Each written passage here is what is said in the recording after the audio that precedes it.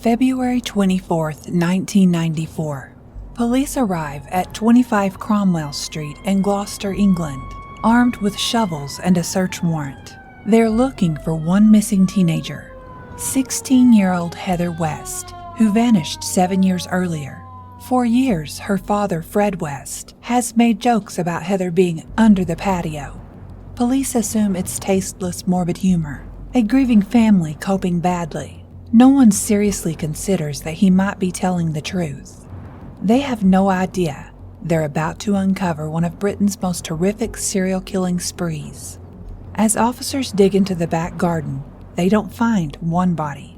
They find evidence of a system, a killing operation that had been running quietly, deliberately, for more than 2 decades. By the time the excavation is complete, they will uncover the remains of at least 12 victims buried throughout the property.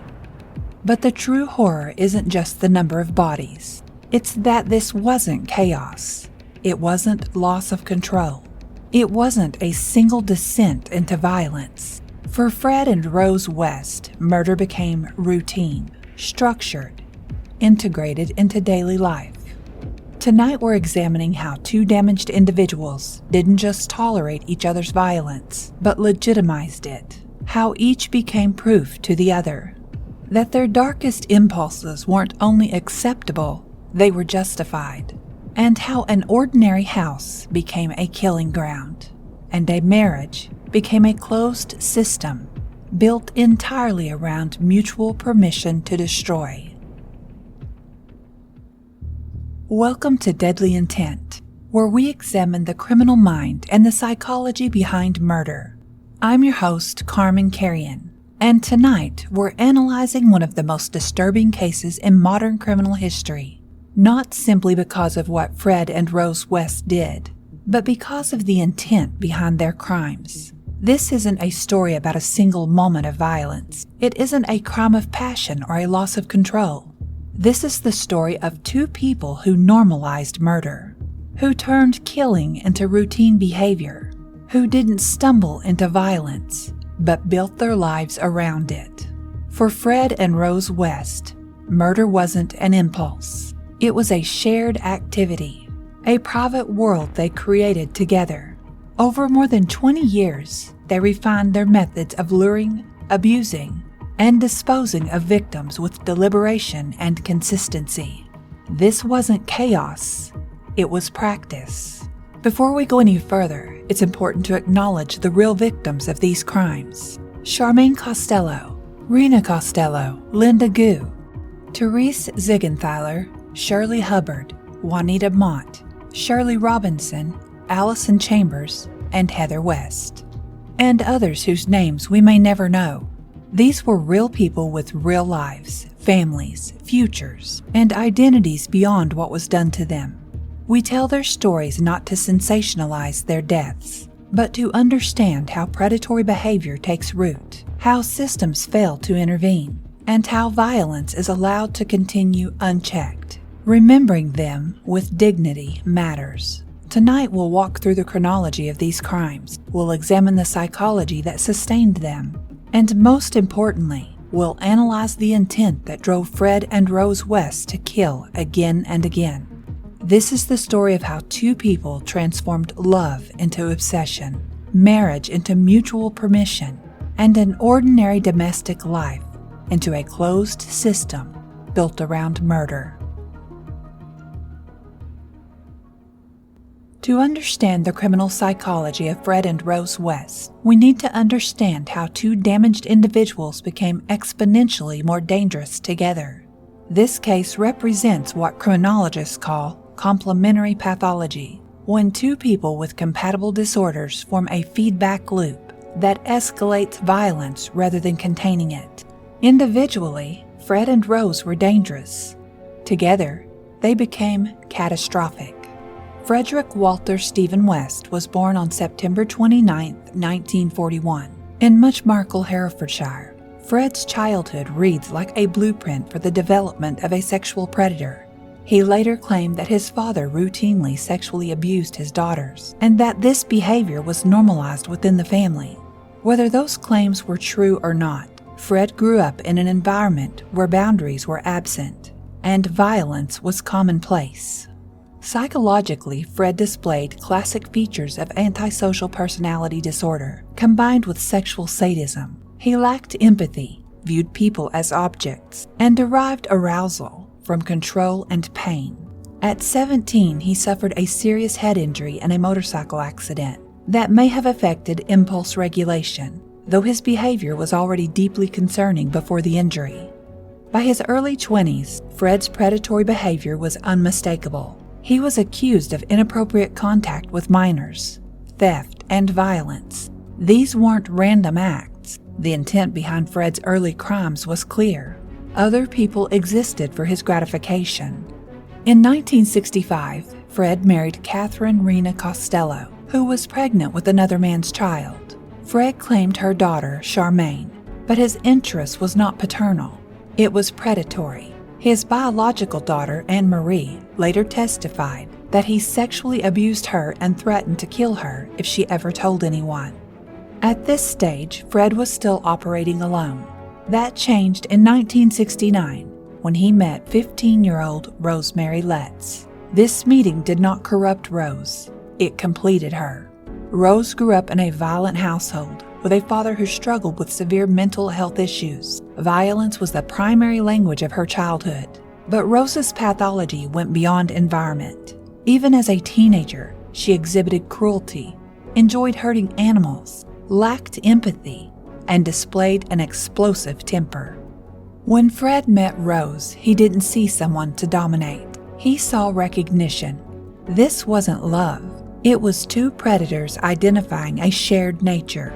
Their first murder as a partnership occurred in 1971, while Fred was in prison. 8-year-old Charmaine became the target of Rose's growing resentment. Rose viewed her as a rival for Fred's attention. When Charmaine challenged Rose's authority in June of that year, Rose beat the child to death. When Fred returned and learned what had happened, he didn't report the crime. He helped conceal it, burying Charmaine in the garden. This moment established the rules of their partnership: mutual protection, absolute secrecy, and shared responsibility.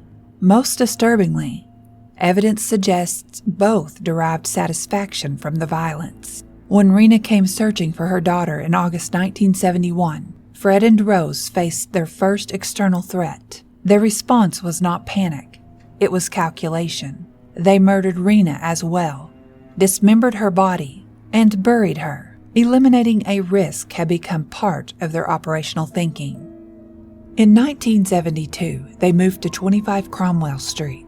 The location was not accidental. The busy street masked noise. The transient neighborhood meant disappearances drew little attention. Domestic disturbances could be dismissed. Fred immediately began modifying the house. Investigators found evidence suggesting the basement was converted into a soundproofed space. Physical evidence presented at trial indicated restraints had been installed. Prosecutors argued that plumbing alterations were made to facilitate disposal of evidence. Multiple burial sites were prepared throughout the property. This marked their evolution into the third phase: systematized predation. This wasn't preparation for a possibility. It was infrastructure for a decision already made. They married in January of that year. The marriage wasn't romantic. It was strategic. It provided legitimacy, privacy, and protection from suspicion. Their methodology became increasingly refined. Evidence suggests they targeted young women who were isolated, financially vulnerable, or estranged from family. Witness testimony indicated Rose often served as the lure, presenting herself as maternal and trustworthy.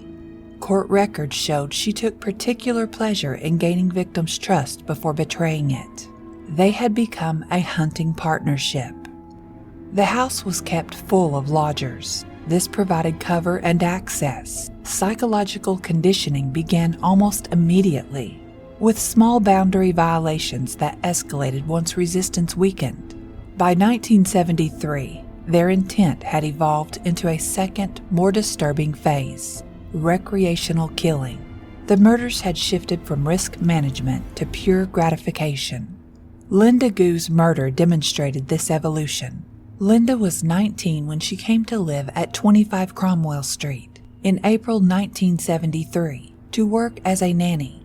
She was newly independent, had limited local support, and was gradually isolated inside the house. Fred and Rose subjected her to sexual abuse and coercive control over a short period of time. When Linda attempted to assert independence and leave the situation, she was killed inside the house. Her murder was not impulsive. It followed a pattern the couple had already begun refining: exploitation, confinement, abuse, and then elimination once a victim became inconvenient or resistant. After her death, Fred dismembered her body and buried the remains on the property. Some identifying features were deliberately removed to prevent recognition, reflecting planning rather than panic. Carol Ann Cooper's abduction showed their growing confidence. Carol was 15 years old when she was abducted in November 1973. She disappeared from Gloucester, taken from a public place rather than from inside the West's home. This marked a clear escalation. Fred and Rose West were no longer relying on access or opportunity. They were actively selecting victims. Investigators believe the couple approached Carol by presenting themselves as safe and trustworthy, then took her to 25 Cromwell Street, where she was tortured and murdered. Her remains were later discovered buried in the cellar, showing evidence of the same pattern of extreme violence that would characterize their subsequent crimes. Carol's disappearance represented a turning point in the West's criminal evolution. They had moved from opportunistic predators to calculated hunters, developing the confidence and methodology that would enable them to claim many more victims over the following years.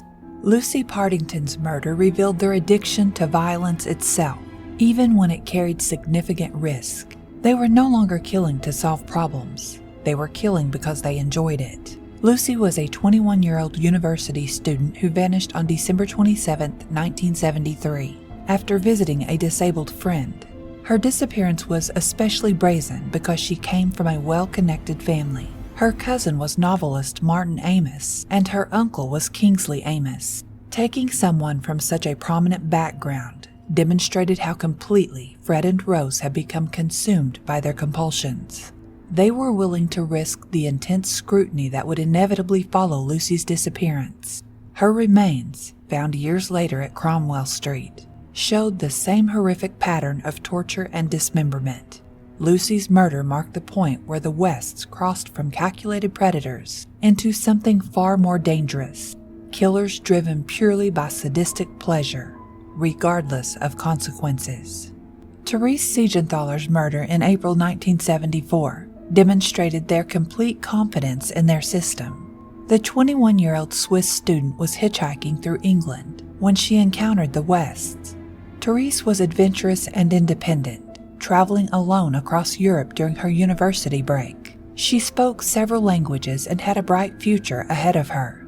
Fred and Rose likely offered her what seemed like safe accommodation for the night.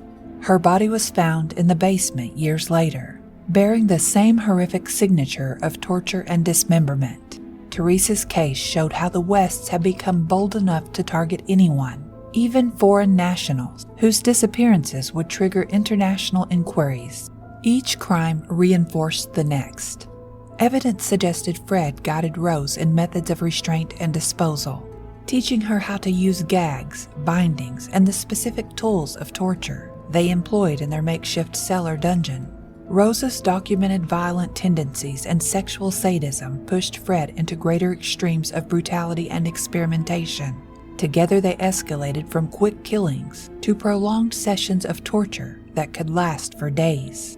Shirley Robinson's murder in 1978 exposed Rose's lethal jealousy. Shirley, who was pregnant with Fred's child and living in the house as a lodger, represented a direct threat to Rose's position. She was subjected to the same horrific torture as their other victims, before being killed and dismembered. Her remains were buried in the back garden, along with those of her unborn child. The fact that Rose could orchestrate the murder of a pregnant woman carrying her husband's baby revealed the depths of her calculating cruelty. Heather West's murder in 1987 revealed the complete absence of parental attachment. When their 16-year-old daughter threatened to expose the abuse she had suffered and spoke of leaving home, Fred and Rose made the chilling decision that even their own child became a liability to eliminate. Heather was tortured, killed, and dismembered with the same methodical brutality they had perfected on strangers, then buried under the patio they would later use for family barbecues. For the next 7 years, Fred and Rose maintained their audacious lie. They told neighbors, friends, and even their own children that Heather had left home to work at a holiday camp in Devon. The deception was so complete that when the other West children misbehaved, their parents would threaten them by saying they would end up like Heather, a threat the children believed meant being disowned, not murdered. The house at 25 Cromwell Street continued operating as their private killing ground throughout the late 1980s and early 1990s. By this point, murder had become so routine, so integrated into their daily lives, that Fred could joke openly about bodies being under the patio. Neighbors heard these comments as tasteless humor from a man with a dark sense of humor. No one imagined he was telling the literal truth. But every house of horrors eventually faces a reckoning, and for 25 Cromwell Street, that reckoning came in 1994, when one of the West children finally found the courage to speak the truth. In August 1992, one of the surviving West children confided to a friend about years of sexual abuse. When this information reached the authorities, it triggered an investigation that would expose not just family abuse, but one of Britain's most horrific serial killing sprees. Detective Constable Hazel Savage began questioning Fred about his missing daughter Heather. His story kept changing, from working at a holiday camp, to living with a lesbian lover, to joining a drug commune. For a man who had successfully concealed multiple murders for over 20 years, Fred's inability to maintain a consistent story about his own daughter was telling. His lies became increasingly elaborate and contradictory. On February 24, 1994, police arrived at 25 Cromwell Street with shovels and a search warrant. They were looking for one missing teenager. They found a graveyard. Using ground-penetrating radar in the back garden where Fred had joked that Heather was under the patio, investigators discovered not just Heather's remains, but evidence that the entire property was a burial ground. The excavation became one of Britain's most intensive forensic investigations. Bodies were found throughout the basement, garden, and even under bathroom floors. Forensic evidence revealed that each victim showed the same horrific pattern: evidence of prolonged torture, sexual assault, and dismemberment. Heads and fingers had been removed for most victims, which prosecutors argued were kept as trophies. Fred initially tried to take full responsibility, claiming Rose knew nothing about the murders. But forensic evidence revealed that many of the killings had occurred when Fred was in prison, proving Rose's active involvement. Witness testimony described her participation in both the abuse and the violence. Unable to face trial and the full exposure of his crimes, Fred hanged himself in his prison cell on January 1, 1995. His suicide note read, "The most wonderful thing in my life was when I met Rose. We were made for each other." Even in death, he tried to control the narrative, painting their relationship as tragic love rather than a partnership built on evil. Rose stood trial alone, facing 10 murder charges. Despite claiming innocence and attempting to portray herself as Fred's victim, the jury convicted her on November 22, 1995. She received life imprisonment without the possibility of parole. The house at 25 Cromwell Street was demolished in 1996. The debris was taken to undisclosed locations to prevent souvenir hunting. The address, 25 Cromwell Street, was officially retired, and the numbering of the street was changed so that the location of so much horror could never again be identified. Now for our intent segment, the psychological analysis that defines this case. The intent behind Fred and Rose West's crimes reveals the most disturbing aspect of their partnership. They genuinely enjoyed killing. This wasn't about money, revenge, or even covering up other crimes. Their intent was pure sadistic gratification. Fred's intent was rooted in sexual sadism and the complete objectification of other human beings. He viewed people as things to be used for his pleasure, then disposed of when they were no longer useful.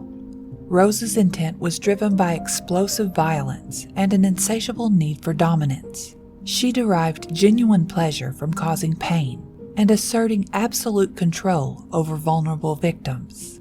Together, their combined intent created something exponentially more dangerous, a criminal partnership where each person's pathology validated and amplified the others. They gave each other permission to act on their darkest impulses. The evolution of their intent is key to understanding how two people murdered for over 20 years without detection. Their criminal intent progressed through 3 distinct phases, each more dangerous than the last. First came reactive concealment, killing Charmaine and Rena to eliminate immediate threats and hide evidence. The intent was defensive, protect the secret at all costs. Then came recreational killing, murdering victims not because they posed threats, but because Fred and Rose had discovered they enjoyed the process of dominance, torture, and death. The intent had shifted from necessity to entertainment. Finally came systemized predation, the Cromwell Street period where they refined their methods, prepared infrastructure, and turned murder into routine domestic activity. The intent became purely predatory: hunt, capture, kill, repeat. This progression reveals the most terrifying aspect of the West case. They didn't lose control, they gained it. Each murder made them more confident, more methodical, more dangerous. What began as reactive violence evolved into a systematic lifestyle built around killing. Remember how this story began, with Fred joking that Heather was under the patio. That wasn't dark humor. That was a predator so comfortable with murder that he could joke about his victims' graves. By the end, killing had become so routine, so integrated into their daily lives, that Fred could laugh about where he'd buried his own daughter. This case forces us to confront the reality that some people kill simply because they want to. The intent behind the West murders wasn't complex or mysterious. It was the deliberate choice to cause maximum suffering for personal gratification. The case of Fred and Rose West shows us that the most dangerous criminals are often those whose intent isn't driven by external circumstances, but by an internal desire to harm others. Understanding this intent is crucial for recognizing similar partnerships before they can claim more victims. Next week on Deadly Intent, we'll examine a case where the story seemed airtight from the start, an alibi so carefully constructed it appeared untouchable. We'll be looking at the murder of Martha Moxley and how privilege, proximity, and a perfectly engineered narrative delayed accountability for decades. Because in criminal psychology, the most dangerous lies aren't the ones that fall apart quickly. They're the ones that survive scrutiny for years. Until then, remember, every killer has a reason, but does reason ever justify murder? This has been Deadly Intent. I'm Carmen Carrion. Stay vigilant and remember, the most dangerous intent often hides behind the most ordinary faces.